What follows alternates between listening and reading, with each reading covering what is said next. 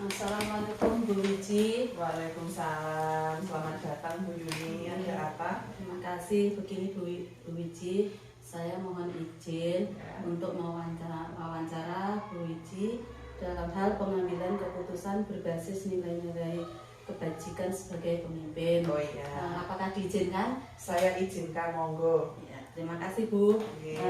Gini Bu, yang pertama, selama ini bagaimana Anda dapat mengidentifikasi kasus yang merupakan dilema etika atau bujukan moral? Ya, jadi dari setiap sekolah itu saya rasa semua pasti ada kasus-kasus yang terkait dengan dilema etika.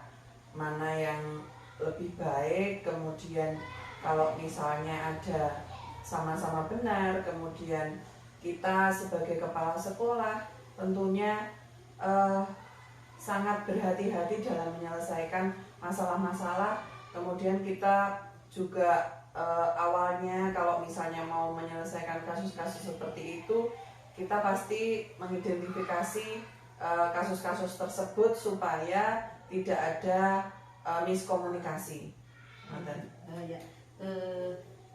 Selama ini bagaimana Ibu menjalankan pengambilan keputusan di sekolah Ibu, terutama untuk kasus-kasus di mana ada dua kepentingan yang sama-sama benar atau sama-sama mengandung nilai kebajikan? Iya, tentunya dari masing-masing kasus itu ada yang dirasa sama-sama benar. Jadi kepentingannya masing-masing itu ada nilai-nilai kebaikannya. Akan tetapi sebagai kepala sekolah kita tentunya mengidentifikasi hal-hal tersebut supaya tidak ada yang tersinggung ketika kita menyelesaikan masalah itu dan sama-sama bisa diselesaikan dengan baik dan tidak ada kendala di hari-hari berikutnya. Ya, lalu langkah-langkah atau prosedur seperti apa yang biasa Ibu lakukan selama ini? Ya, langkah-langkahnya sebagai kepala sekolah tentunya kita harus bekerja sama dengan Bapak Ibu guru. Kalau misalnya ada masalah, ada kasus-kasus di antara murid-murid atau mungkin di antara Bapak Ibu guru, kita juga tidak memungkiri ada masalah seperti itu walaupun hanya masalah sepele. Akan tetapi kita tentunya bekerja sama dengan Bapak Ibu guru. Kalau misalnya ada masalah, saya pun sebagai kepala sekolah juga harus terbuka, transparan kepada Bapak Ibu guru, tidak ada yang ditutup-tutupi supaya masalahnya itu bisa diselesaikan dengan gamblang. Lalu hal apa saja yang selama Ibu anggap efektif dalam pengambilan keputusan pada kasus-kasus dilema etika? Yang saya rasa yang saya anggap paling efektif itu dalam menyelesaikan masalah-masalah kasus dilema etika itu musyawarah. Karena bagaimanapun dengan kita berdiskusi dengan Bapak Ibu guru, dengan misalnya kalau ada dengan anak-anak, dengan murid, itu kita diskusi dengan orang tua, itu yang paling efektif karena nanti kita pasti menemukan titik temu, titik masalah yang sebenarnya dan kita tidak keliru dalam mengambil keputusan. Hal apa saja yang selama ini merupakan tantangan dalam pengambilan keputusan tersebut atau pada kasus-kasus dilema etika? Tantangannya saya rasa karena dilema etika yang benar sama benar begitu Bu. Karena dua-duanya itu kita anggap sebagai nilai kebaikan, sama-sama benar, jadi kita merasa ini sebagai tantangan. Karena kalau kita menyelesaikan masalah yang seperti itu kita keliru, nanti malah menjadi dilema juga di belakangnya.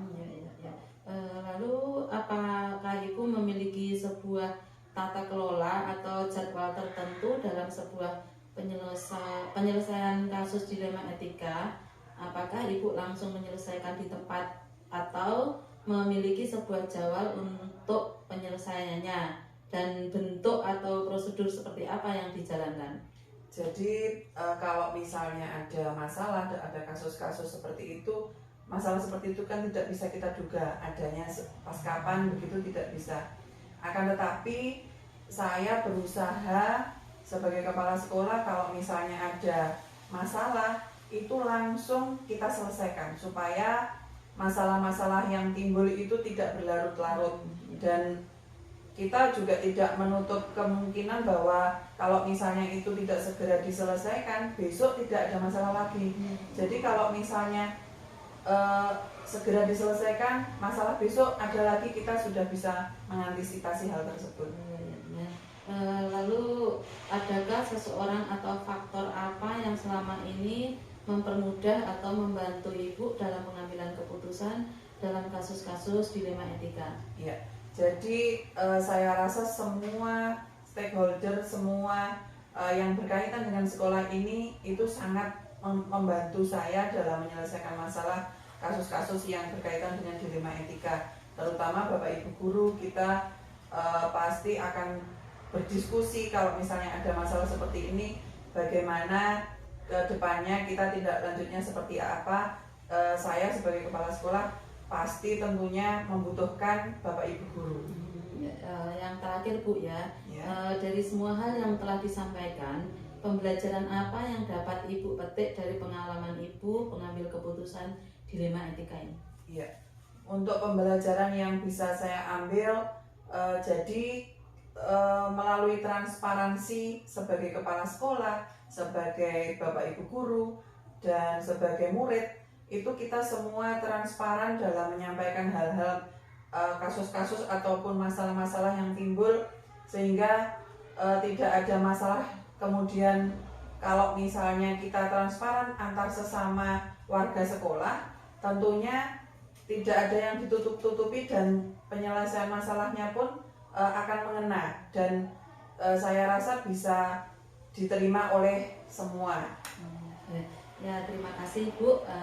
Demikian tadi wawancara saya dengan Ibu Wijiatin selaku Kepala Sekolah SDN Negeri Wareng. Mudah-mudahan ini kedepannya akan kedepannya lebih baik, dan ini sebagai pengalaman saya sebagai calon guru penggerak. Semoga di kemudian hari saya pribadi juga bisa menyelesaikan masalah-masalah kasus dilema etika dengan guru-guru yang lain Bu ya. Intinya ini tadi ada kolaborasi antara Ibu sebagai kepala sekolah, juga guru, dan lingkungan di sekitar sekolah ataupun stakeholder yang ada. Terima kasih Ibu atas waktu yang diberikan kepada saya. Mudah-mudahan Ibu Wijiatin selalu sehat, selalu diberi kesehatan, rezeki yang barokah. Amin, amin ya rabbal alamin. Oke, sami-sami.